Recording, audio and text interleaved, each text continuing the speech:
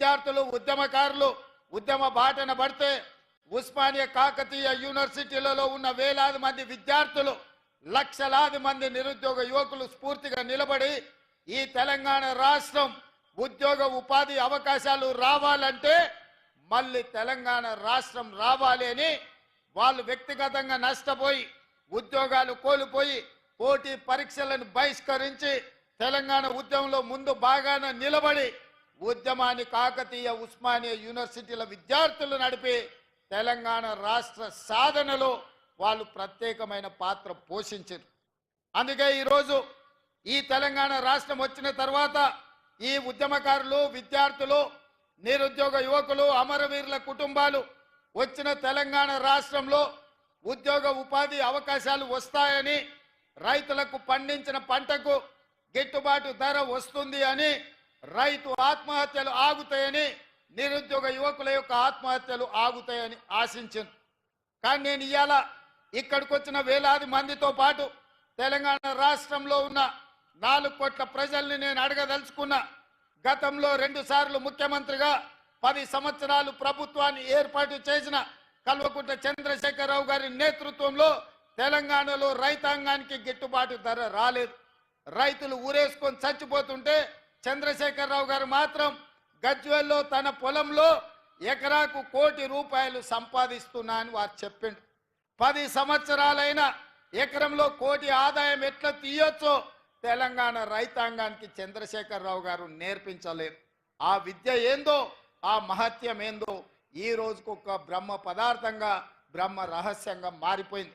అదే కాకుండా తెలంగాణ రైతాంగం ముఖ్యంగా పెద్దపల్లి నియోజకవర్గ ప్రాంతం ఆనాడు ఎస్ఆర్ఎస్పీ నుంచి నీళ్లు రాకపోతే మా మిత్రుడు విజయన్న రైతాంగం కోసం పైపులను పలగొడితే అతన్ని తీసుకెళ్లి కరీంనగర్ జైల్లో పెడితే ఆనాడు ఈ పెద్దపల్లి రైతాంగం కోసం మీకు నీళ్లు ఇవ్వడం ద్వారా ఈ ప్రాంత రైతాంగాన్ని ఆదుకోవాలన్న గొప్ప ఆలోచనతోని మీకోసం నడుం బిగించి కొట్లాడితే ఆనాడు చంద్రశేఖరరావు గారు కరీంనగర్ జైల్లో నిర్బంధిస్తే మేడుపల్లి సత్యం కవ్వంపల్లి సత్యనారాయణతో సహా మేమందరం జైలుకి వెళ్ళి పరామర్శించి పెద్దపల్లి రైతాంగానికి అండగా నిలబడతాం, మీ ప్రాంతానికి నీళ్లు ఇస్తాం, భవిష్యత్తులో పెండింగ్ ఉన్న ప్రాజెక్టులను మేము పూర్తి చేస్తామని చెప్పడం జరిగింది.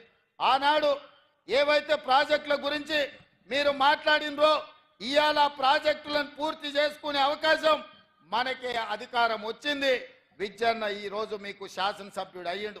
అందుకే ఈరోజు విజయన్న శాసనసభ్యుడిగా శ్రీధర్ బాబు మంత్రిగా ఉన్నారు కాబట్టి మీ ప్రాజెక్టుల కోసం బట్టి విక్రమార్క గారు పెద్దలు ఉత్తమ్ కుమార్ రెడ్డి గారి నేతృత్వంలో ఇవాళ ₹1035 కోట్ల R&B శాఖ కావచ్చు, సాగునీటి పారుదల శాఖ కావచ్చు, పంచాయతీరాజ్ శాఖ కావచ్చు, రోడ్ల రవాణా శాఖకు సంబంధించిన పెద్దపల్లి ఆర్టీసీ డిపో కావచ్చు, ఈ పనులన్నీ కూడా ఇవాళ మనం పూర్తి చేసుకున్నాము అంటే మీ అభిమాన నాయకులు ఈరోజు ప్రజాప్రతినిధులుగా ఉన్నారు కాబట్టి ఈ పనులన్నీ సాధ్యమైనవి.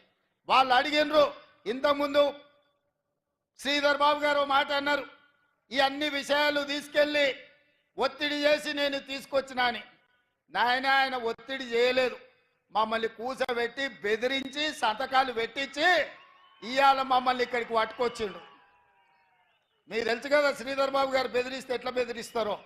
బయట ఉన్నప్పుడే అట్లుంటాడు, తలుపు మూసిండంటే శ్రీధర్ బాబు గారి గురించి మీకు అందరికి బాగా తెలుసు కదా. ఇవాళ ఇవన్నీ వాయిదా వేద్దామనో మళ్ళా చూద్దామనో అని చెప్పకుండా అటు ధర్మపురి కావచ్చు, లేకపోతే రామగుండం కావచ్చు, ఇవాళ పెద్దపల్లి శాసనసభ నియోజకవర్గం కావచ్చు, మంచిర్యాల ప్రేమ్ సాగర్ రావు గారు ఉన్నారు, అటువైపు